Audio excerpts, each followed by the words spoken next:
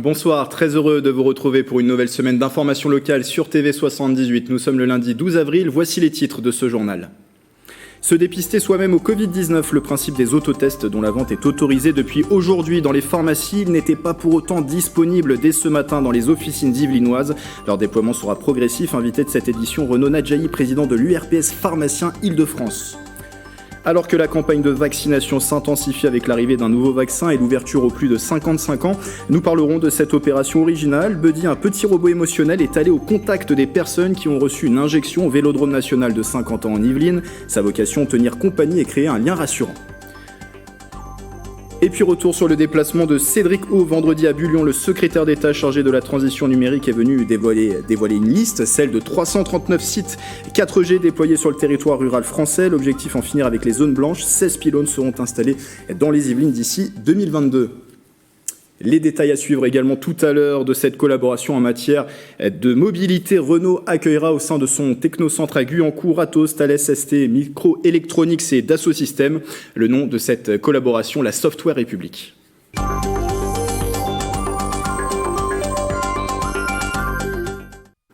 Ils sont autorisés à la vente depuis aujourd'hui. Les autotests au Covid-19 sont arrivés, ou presque, en pharmacie.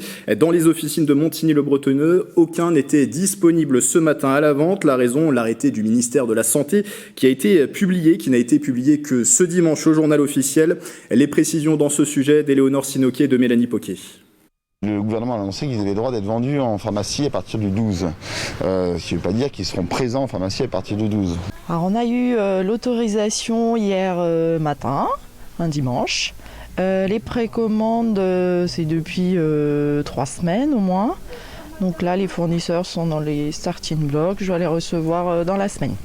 Des autotests de la Covid-19 qui se font attendre dans les officines. En ce premier jour d'autorisation de vente, les clients vont donc devoir patienter. On va pouvoir leur dire prochainement, parce qu'on n'a pas encore les tests. On ne peut pas s'avancer maintenant, on a les prix, on a à qui on peut les donner. Donc c'est déjà une bonne chose qu'on puisse répondre quelque chose aux patients. Des réceptions de leurs commandes, les pharmacies vendront ces autotests une trentaine d'euros par lot de 5. Pour le propriétaire de la pharmacie de l'Espace Saint-Quentin, pas sûr que ses clients adhèrent. Les gens n'ont pas l'air de vouloir se précipiter pour acheter les autotests, sachant que les tests antigéniques classiques sont gratuits. Sont gratuits, pas payés de leur poche. Donc ils préfèrent faire les tests antigéniques classiques plutôt d'acheter les autotests qui sont vendus par 5 aux alentours de 30 euros la boîte. Donc bon.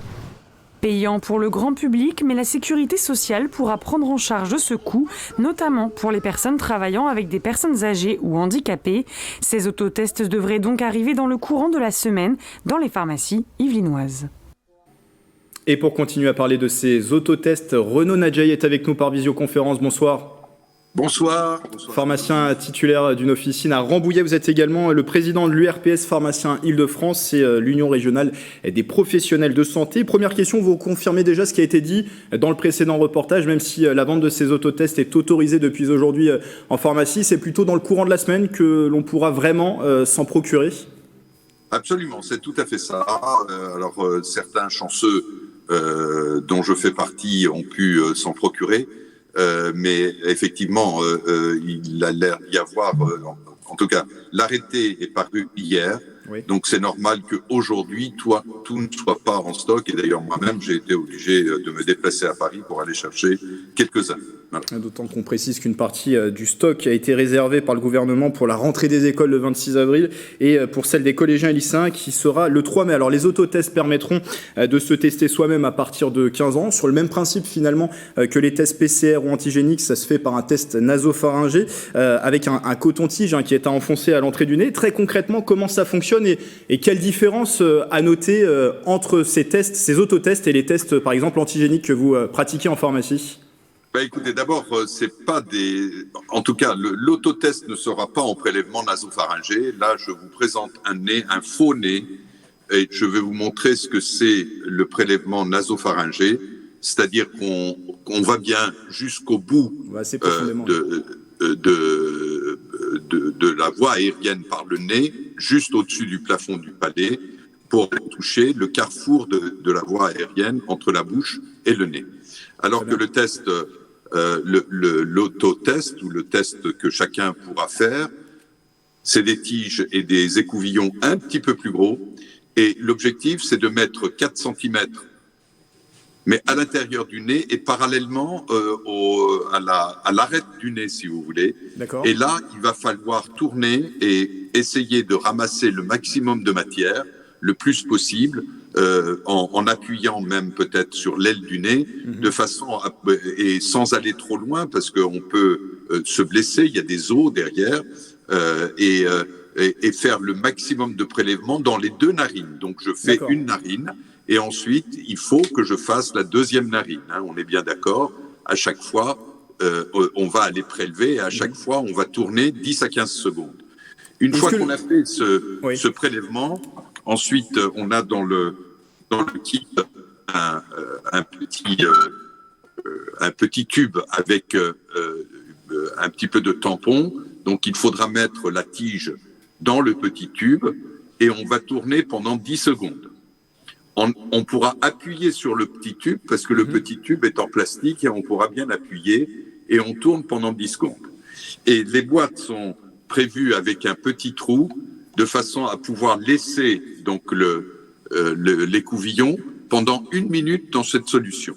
Une fois que cette partie est terminée, on pourra ensuite mettre le compte-gouttes qui est fourni dans le kit sur le petit tube et ensuite on prend donc la petite cassette qui vous a été qui est dans le kit aussi et on versera 5 gouttes dans le puits ici, 4 gouttes dans ce puits et on laissera le test sur une surface plane de façon à laisser migrer le solvant, donc le tampon, tout le long de la plaque. Et donc un trait c'est négatif, 2 traits positifs, c'est ça?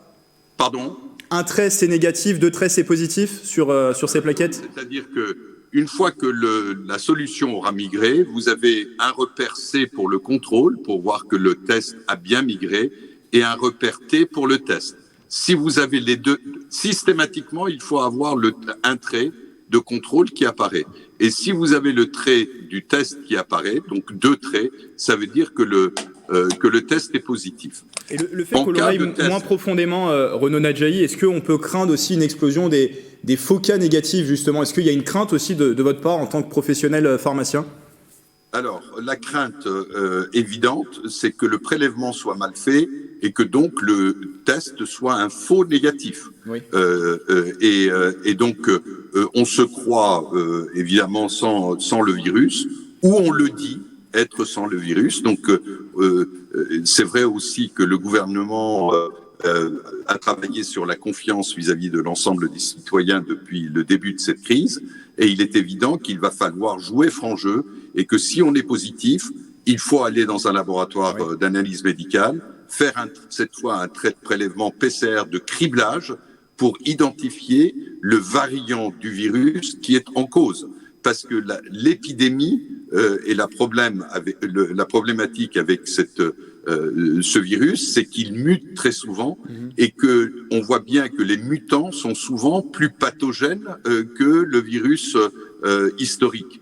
Et tous les outils et toutes les armes qu'on développe aujourd'hui, c'est autour du virus historique. Donc si on ne donne pas les moyens au gouvernement et aux services de santé d'identifier quel est le virus qui est en cause, on ne pourra pas le combattre. Ça veut dire aussi que les pharmaciens, bon, forcément, on en a déjà discuté sur ce plateau, vont avoir un rôle pédagogique aussi vis-à-vis des clients qui vont venir prendre ces autotests, des patients qui vont prendre ces autotests. Il faut aussi leur expliquer comment se font les prélèvements dans de bonnes conditions.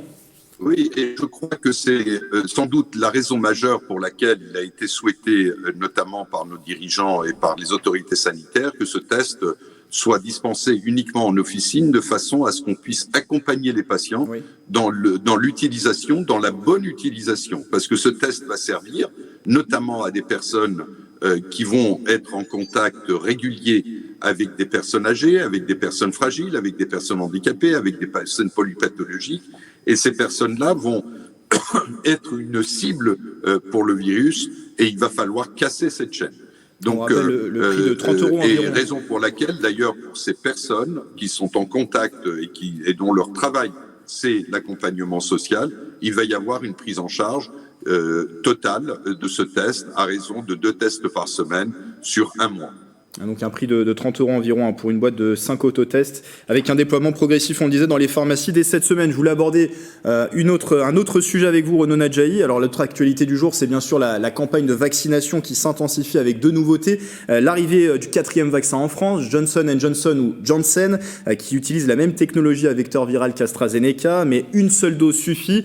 Et la conséquence de l'arrivée de ce nouveau vaccin, c'est aussi l'ouverture de la vaccination dès aujourd'hui aux personnes de plus de 55 ans, avec une semaine d'avance finalement sur la date prévue. Alors dans les Yvelines, on rappelle que plus de 192 000 personnes ont été primo-injectées grâce à 16 centres de vaccination sur le territoire, mais aussi des médecins généralistes et des pharmaciens, puisque Renaud Nadjahi, vous pouvez administrer le vaccin AstraZeneca.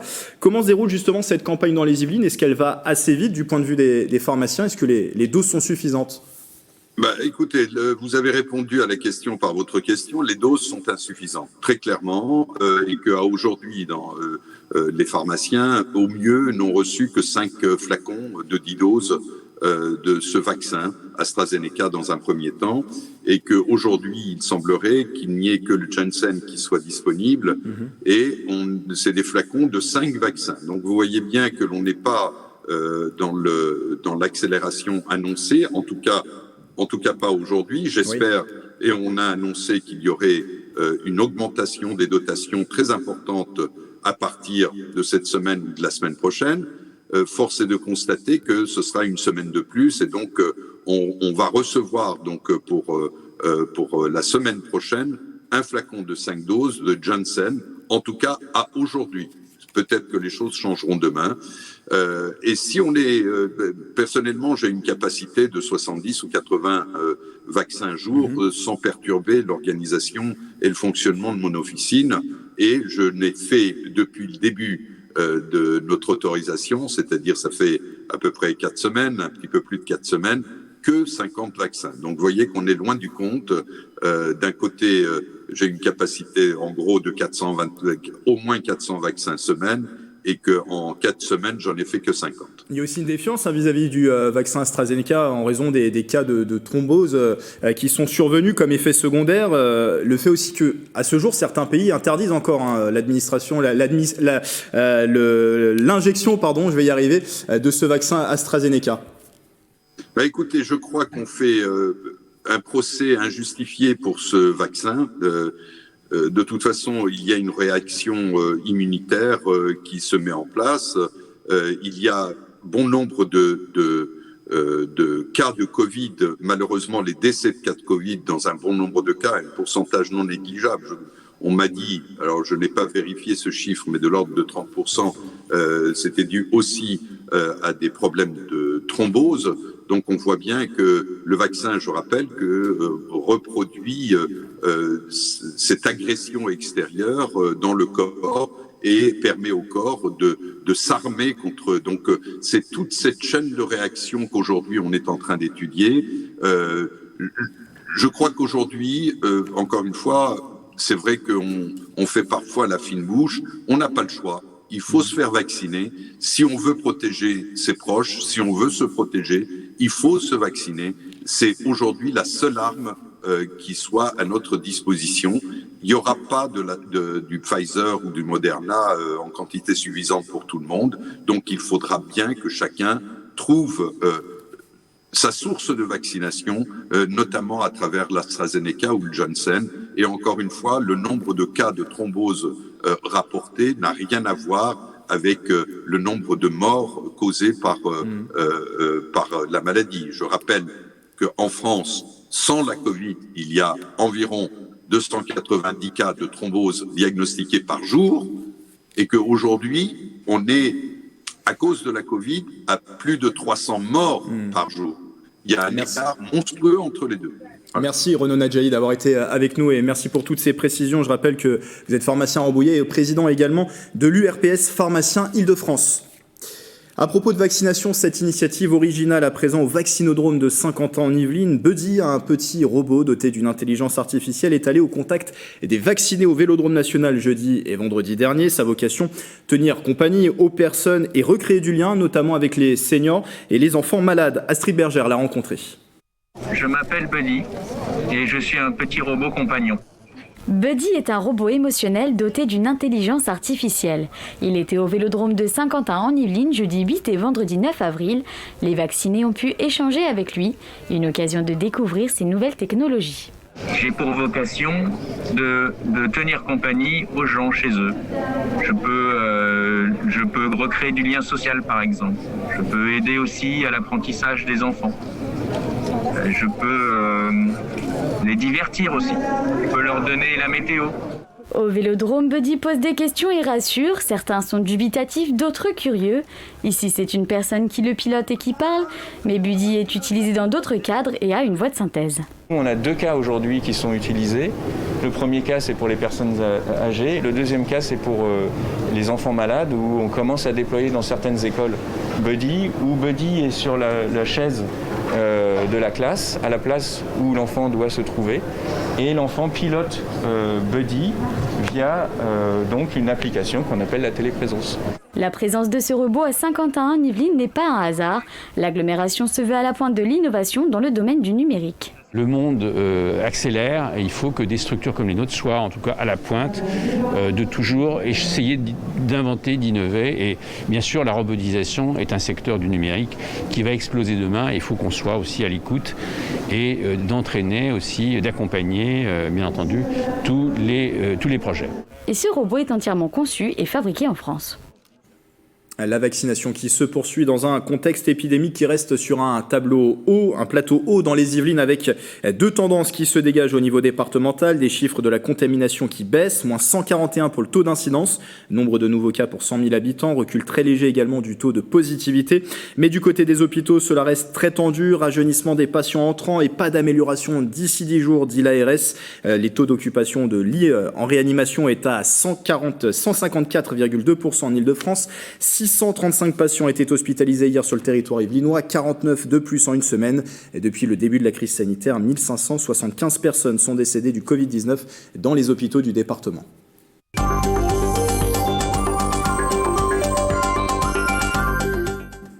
Dans ce contexte, l'hypothèse d'un report des élections régionales et départementales déjà ajournées une première fois plane encore. Elles sont prévues pour rappel les 13 et 20 juin prochains. À la surprise générale, le gouvernement a lancé une consultation auprès des 35 000 maires de France sur la question. Ils devaient rendre leur avis avant ce lundi midi. Et d'après les premiers résultats, les maires se sont positionnés très majoritairement en faveur du maintien de ces scrutins. L'Assemblée nationale, elle, débattra demain et le Sénat mercredi. Des discussions suivies d'un vote. À ce propos, le député des Yvelines, député MoDem Bruno Millienne, s'étonne de la lettre adressée par l'Union des maires des Yvelines aux élus. Dans celle-ci, le président de l'UMI, Pierre Font, demande aux maires de se prononcer pour le maintien de ce scrutin au mois de juin, faute de quoi, explique-t-il, un report risquerait d'avoir des conséquences sur les investissements du Conseil régional et du Conseil départemental. Pour Bruno Millienne, voilà qui ressemble à un chantage. Il était l'invité de Patrice Carmouze dans l'émission PAF sur TV78. J'ai reçu des réponses qui sont plutôt en faveur du report, à près de 70% pour ceux qui m'ont répondu. Il y a à peu près une 50aine de maires sur les 87 de ma circonscription. Mais j'ai peur que ce résultat ne soit pas le même que celui que va recevoir le préfet. Je m'explique. Vendredi, un courrier de l'Union des maires des Yvelines est parti chez nos amis maires. Je vous cite simplement la dernière phrase que je trouve un petit peu extraordinaire. Je vous lis, c'est sur le mail. « Je ne peux pas cacher non plus mes craintes face à un report renouvelé et à ses conséquences sur l'investissement public de la région et du département et par conséquent sur la conduite de vos projets municipaux. » Ça sent un tout petit peu le chantage puisque dans la lettre, on dit que bien évidemment, l'Union des maires des Yvelines est plutôt pour le maintien. Émission PAF à voir ou revoir en intégralité sur tv78.com et c'est également à retrouver à la radio sur Sensation Yvelines. Impossible d'avoir le moindre réseau téléphonique pour les habitants de Bullion, ça sera bientôt un mauvais souvenir. La commune fait partie des nouveaux sites 4G qui seront déployés d'ici 2 ans dans le cadre de la convention New Deal Mobile signée entre l'État et les opérateurs pour réduire les zones blanches sur le territoire. Le secrétaire d'État Cédric O est venu à Bullion justement pour en détailler les contours. C'était vendredi. Les détails à ce sujet d'Astrid Bergère. À l'heure où l'on parle de la 5G, certaines communes comme Bullion sont en zone blanche. Mais cette faiblesse du réseau sera bientôt une histoire ancienne. Vendredi 9 avril, Cédric O, secrétaire d'État chargé de la transition numérique, a signé aux côtés de la députée Aurore Berger et du maire de la commune une convention pour déployer la 4G dans le village. Quand vous êtes à l'intérieur de la mairie, en indoor, vous avez 0 bar pour appeler ne serait-ce le 17 ou le 18. Vous vous situez dans certaines zones de la commune où il y a des activités sportives ou périscolaires, vous ne pouvez même pas appeler les gendarmes ou autres. Bullion est une zone protégée et possède des bâtis traditionnels. Pour implanter ces antennes, il faudra respecter le paysage. Maintenant, il y a des travaux très précis qui sont menés pour qu'on les voit moins, pour qu'elles ne soient pas visibles, pour qu'on ne les voit pas quand elles sont à proximité d'une église ou d'un bâtiment historique. Donc on a la capacité de faire en sorte de ne pas dégrader l'espace environnement tout en implantant des antennes.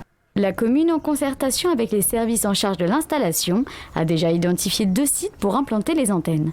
À Moutier, on s'implanterait dans une zone boisée un peu en hauteur, de façon à pouvoir orienter l'antenne sur le hameau. Et puis dans le centre-bourg, on se situerait dans une zone qui est l'ancienne station d'épuration, qui est un petit peu en recul au niveau des habitations. Au total, ce sont 16 pylônes qui seront installés d'ici 2 ans dans les Yvelines. L'opération est entièrement financée par l'État. C'est l'annonce faite vendredi par les dirigeants de 5 grands groupes Renault, Atos, Dassault Systèmes, ST, Microelectronics et Thales. La Software République va prochainement s'installer à Saint-Quentin en Yvelines. Ces entreprises vont mettre en commun leurs compétences au sein de cet écosystème pour développer la mobilité du futur. Nicolas Dandry. Il faut imaginer la Software République comme une espèce de laboratoire géant. Voilà le siège de la Software République, le bâtiment Odyssée, construit à côté du Technocentre Renault de Guyancourt. Il devrait accueillir à partir du mois de septembre 2021 les premières équipes composées de collaborateurs venant des 5 grands groupes fondateurs, Atos, Dassault Systèmes, ST Microelectronics, Thales et Renault. Là, on est sur un modèle horizontal, donc où des grandes entreprises se mettent ensemble, parce que les enjeux sur lesquels on travaille, la digitalisation, la transition énergétique, c'est des thèmes qui coupent horizontalement les secteurs. Dans le cadre de la Software République, ces 5 grands fleurons français vont apporter leurs compétences. Une mutualisation des expertises dans la mobilité, les composants électroniques, l'intelligence artificielle, le big data et la cybersécurité. Objectif, développer les solutions numériques et écologiques pour la mobilité de demain. Je pense qu'à travers Software République, on peut, nous 5 et beaucoup d'autres, montrer qu'on a tout ce qu'il faut en Europe pour construire cette mobilité intelligente. Il va falloir qu'on accueille, on attire beaucoup d'autres membres, des grands, des moyens, des petits, des startups, du monde académique, pour vraiment faire vivre ce projet horizontalement. On est en train de changer de paradigme, en fait. On est en train de passer d'une automobile, connectée certes, mais à des systèmes hyper connectés, des smartphones sur roues, en fait. C'est un des apports qu'on se propose de mettre sur la table, c'est cette capacité à cybersécuriser des systèmes pour lesquels, sans prendre de faire de grandes phrases, mais la vie des gens peut être en jeu. D'autres grands groupes, centres de recherche, ETI, PME et start-up pourraient rejoindre la Software République. L'objectif à terme est de proposer des offres globales de services autour de la mobilité, aux collectivités, aux industriels et aux particuliers. Toujours à Guyancourt, le conseil municipal des jeunes distingué. Le CMJ vient d'être lauréat du trophée Écoaction. Farah Missaoui, que vous voyez à l'image, mère-enfant, l'a reçu des mains du président de l'Assemblée nationale, Richard Ferrand. C'était la semaine dernière. Récompense pour une action, le guide du goûter, un livre de recettes pour bien manger après l'école, distribué par les jeunes élus à tous les élèves de Guyancourt. On se quitte en musique et sur ces images, retour en 2014 avec la venue de DMX au Vélodrome National de Saint-Quentin en Yvelines. Le rappeur américain s'était produit dans le cadre du festival 24 aux côtés des grands noms du hip-hop comme Exhibit. Et DMX, de son vrai nom Earl Simon, s'est éteint vendredi à New York à l'âge de 50 ans. Il avait été hospitalisé suite à un infarctus causé par une overdose une semaine plus tôt. Plus de 30 millions d'albums vendus dans sa carrière, des tubes comme Party Up, X Gon Give It To Ya ou encore Where the Hood At, je vais y arriver. Qu'il avait interprété à 50 ans en Yvelines il y a 7 ans. Le journal se clôture d'ailleurs sur cet extrait. Merci de votre fidélité, très belle soirée avec TV78.